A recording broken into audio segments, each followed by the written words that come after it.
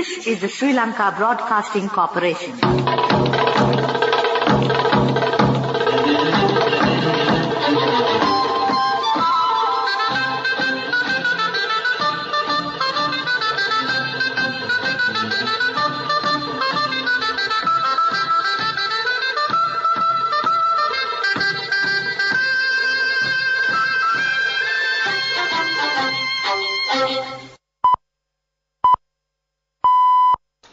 (8:45). This is the Sri Lanka Broadcasting Corporation. Here is the news edited by Danushka Madhawala and read by Indrani Senanayaka. The headlines. It is stressed that without a proper plan regarding the debt restructuring program, it is impossible to develop the country. 2,200 nurses will be recruited to the government service within a month. Progress of the renewable energy project in Mannar and Punarin was discussed. The number of dengue patients reported in the country has increased. In foreign news, former Italian PM Silvio Berlusconi dies at the age of 86. In sports news, Floyd Mayweather and John Gotti III exhibition fight ends in mass brawl. Minister Dr. Bandula Gunawardena says that without a proper plan regarding the debt restructuring program, it is impossible to develop the country. He said that discussions will be successful by the month of September this year. He expressed hope that the country will be back to normal afterwards. He warned that if not, the country will become another Libya. The minister was speaking at a ceremony to launch a bus service from the Colombo East Base Hospital. The President and the government are continuously holding discussions with relevant parties to make the debt restructuring program a success. It is possible to find solutions for the current issues merely by slogans. The minister stressed that it is important to act wisely to solve the current economic crisis.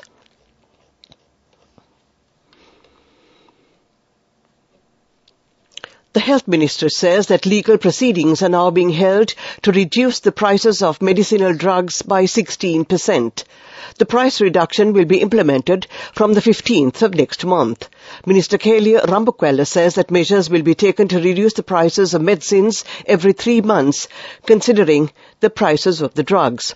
The government was able to manage the difficult time and bring the health sector to a progressive stage.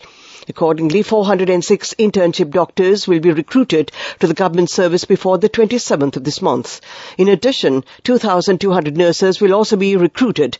The minister was speaking at a Tumpane Coordinating Committee meeting today. Minister Kanchana Wijasekara says that progress of the 500 megawatts renewable energy project in Mannar and Punarin was discussed with Anil Sardana, MD and CEO of Adani Transmission Limited and project management team. The meeting was held this morning at the Ministry of Power and Energy.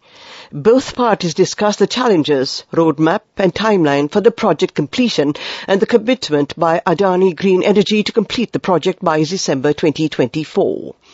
This news comes to you from the Sri Lanka Broadcasting Corporation.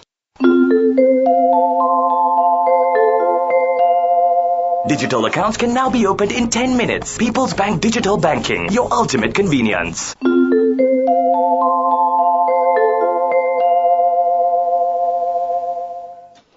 We continue with local news. The Sri Lanka police arrested 35 wanted suspects in a special operation conducted in the Borella Police Division yesterday. The police stated that among the arrested group, 12 were apprehended for the possession of illegal substances such as ice, heroin and cannabis. 2 suspects were arrested for the possession of swords, while 2 other suspects were those against whom open warrants had been issued by the court. A total of 19 suspects were arrested on suspicion. The police stated that more than 2 million rupees earned via drug peddling was recovered from one suspect arrested for the possession of heroin. A person has been taken into custody for allegedly collecting money from individuals to provide jobs in South Korea. It has been reported that he had conducted interviews as well. The Sri Lankan Bureau of Foreign Employment says that the suspect is the owner of a company in the Peradeniya area. The Bureau has found 275 passports in his possession. The Bureau says that around 3,000 persons had fallen prey to this racket. That ends the local segment of news. Debit card, mobile and internet banking and cardless cash accounts can now be opened in just 10 minutes with no form filling with People's Bank Digital Banking. The main news story is brought to you by Siddhalepa Vedamahatmya. A 20-hour water cut will be imposed in several parts of the Western Province, the National Water Supply and Drainage Board said.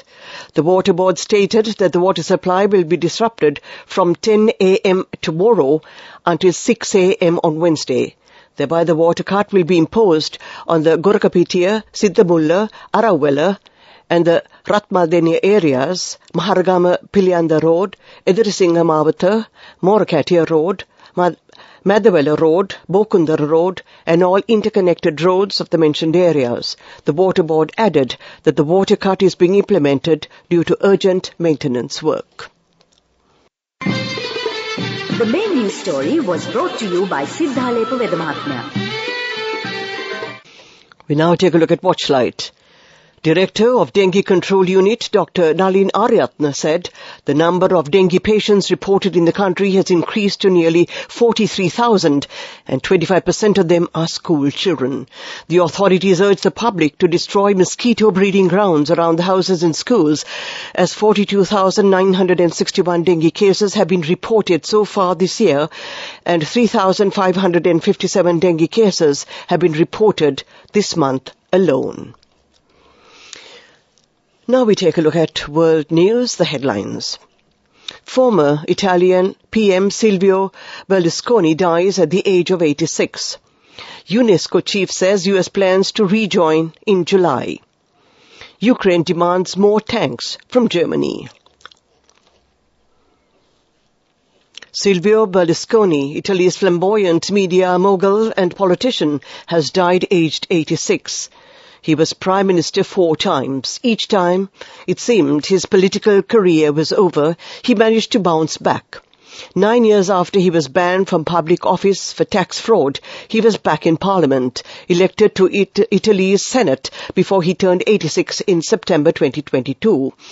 It was often his private life, his fondness for surrounding himself with young women and the ensuing scandals that made global headlines. He died in hospital in Milan after being treated for a lung infection and leukemia. His funeral will be held in Milan Cathedral on Wednesday, the diocese confirmed. The United Nations Cultural and Scientific Agency UNESCO has announced that the United States plans to rejoin and pay more than $600 million in back dues after a decade-long dispute sparked by the organization's move to include Palestine as a member. UNESCO Director General Audrey Azoulay informed ambassadors of the member states of the U.S. decision in a special meeting today. U.S. officials said the decision to return was motivated by concerns that China is filling the gap led by the US in UNESCO policymaking, notably in setting standards for artificial intelligence and technology education around the world. US Deputy Secretary of State for Management and Resources, Richard Verma, submitted a letter last week to Azoulay, formalizing the plan. Ukraine needs significantly more German armor amid intense fighting with Russia, Deputy Foreign Minister Andrei Melnik claimed in an interview published on Sunday. The request came after Moscow claimed it had destroyed several German-made Leopard tanks while repelling repeated attempts by Kiev to breach Russian lines. Speaking to media, Deputy Foreign Minister, who was previously Ukrainian ambassador to Germany, said his country requires much stronger support from the West than it is currently receiving. He was dismissed from his post in Berlin after a series of controversial remarks, including his defense of Stefan Bandera, a Ukrainian nationalist who collaborated with the Nazis during World War II. To end this bulletin of world news, the headlines again. Former Italian PM Silvio Berlusconi dies at the age of 86. UNESCO chief says US plans to rejoin in July. Ukraine demands more tanks from Germany. That ends this bulletin of world news. Development News is brought to you by Vacancies for women from Deshakti Lanka for housemaids in Kuwait, Oman and Saudi Arabia for ages 23 to 58 years. Contact number 037 7500 500. The Foreign Employment Bureau of Sri Lanka signed a Memorandum of Understanding on Friday under the chairmanship of the Minister of Labour and Foreign Employment, Manusha Nanayakara, between the Sri Lanka Jinaratna Educational Institute affiliated to the Gangarama Temple and the Korean Cool Life Institute to start a training centre. This is aimed at sending skilled workers for Korean ship construction jobs. On behalf of the Sri Lankan Foreign Employment Bureau, Hilmi Aziz, its chairman Prasad Jayavira, and Secretary of the Board of Governors on behalf of Sri Jinaratana Educational Institute, Jong Yung Lim, the CEO of Korea Cool Life, signed the agreement.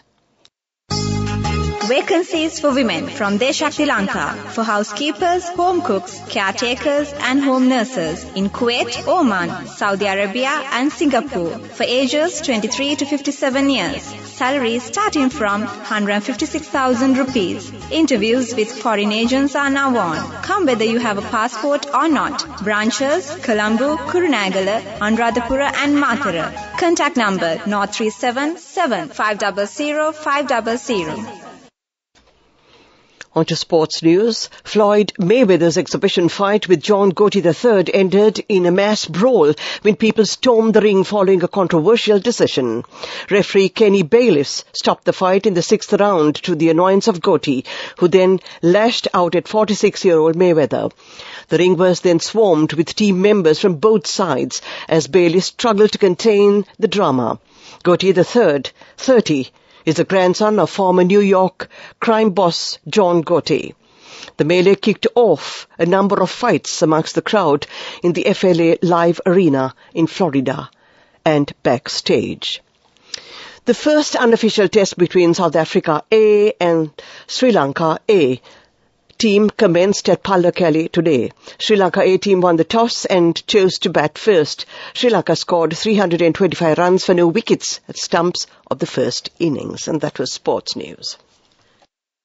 Go ekak thiyana youth eකට life එකේ change එකට නියමෙට set වෙන්න ඇස් වහගෙන දැකපු ගීන හැබැ කරන්න youth එකට නියමෙට set වෙන friendship එක මෙන්න. The all-new NSB Ithru account, NSB IM, a plan for your dream. Business News, sponsored by National Savings Bank, the safest place for your money.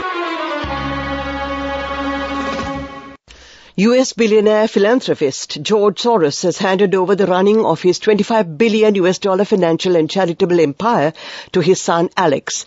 The Hungarian-born financier said his son had earned it in an interview with the Wall Street Journal. Since the 1990s, the family's wealth has been directed to support democracy building in dozens of countries. But in recent years, the 92-year-old former hedge fund manager had become the focus of anti-Semitic conspiracies. George Soros is also one of the largest donors to the US Democratic Party. Alex, a 37-year-old history graduate, is the second youngest of his 5 children. Business News, sponsored by National Savings Bank, the safest place for your money.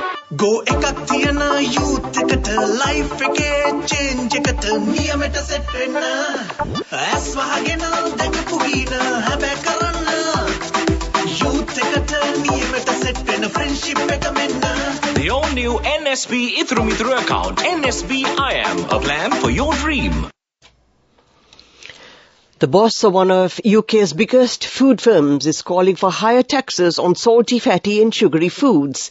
Food producers had not shown enough appetite to change, said James Mayer, who runs Danone in the UK and Irish Republic. The French firm is best known for its yogurt brands, but also owns bottled water brands Evian and Volvic. He said only 10% of Danone's own products would be affected by what had been dubbed sin taxes. That was Economic News. Weather report. And finally, we take a look at the weather report. Showers or thunder showers will occur at times in the western and Sabaragamu provinces and in the Galle and Matara districts. Fairly heavy showers, about 75 millimeters, are likely at some places in these areas. Several spells of showers will occur in the northwestern and central provinces. Showers or thunder showers will occur at several places in the Uva province and in the Ampara and Batticaloa districts during the evening or at night. Strong winds, about 40 to 45 kilometers per hour, can be expected at times on the western slopes of the Central Hills, the northern and north-central provinces, and in the Hambantota, Puttalam and Trincomalee districts. To end tonight's news broadcast, the headlines again. It is stressed that without a proper plan regarding the debt restructuring program, it is impossible to develop the country. 2,200 nurses will be recruited to the government service within a month. Progress of the renewable energy project in Mannar and Punarin was discussed. The number of dengue patients reported in the country has increased. In foreign news, former Italian PM Silvio Berlusconi dies at the age of 86, and in sports news, Floyd Mayweather and John Gotti III exhibition fight ends in mass brawl. That ends tonight's news broadcast.